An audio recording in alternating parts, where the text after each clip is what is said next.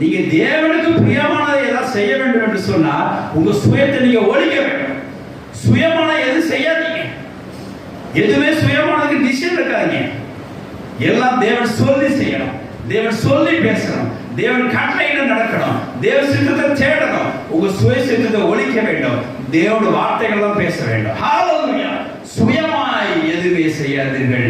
நீங்க செய்யலாம் வேணாதற்கும் தேவனுக்கு பிரியமானதாக இருக்கும். ஆமென். ஹalleluya. ஏசுசல் இதுதான் அங்க கரெக்டாக போல்டா சொல்றாங்க. நான் தேவனுக்கு பிரியமானதை என் பிதாவுக்கு பிரியமானதை செய்ய முடியாது அவனை தனித்திருக்க விடவில்லை, என்னவோ கூட இருக்கிறார் என்ற காரியத்தை ஒரு தேவ செய்தியை அங்கே ஜனங்களுக்கு அறிவிக்கிறார்.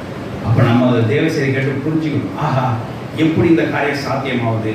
அவர் தனியாருக்கு விட மாட்டேன்னு சொல்கிறேன், இப்போ கூட இருக்கிறார், எப்படி இருக்காரு அப்படின்னா அவர் எதுவுமே அவர் சுயமாக செஞ்சதில்லை, சுயமாக பேசுறதில்லை, சுயசித்தப்படி செய்யறதில்லை, சுயமாக வானத்துக்கு வந்தது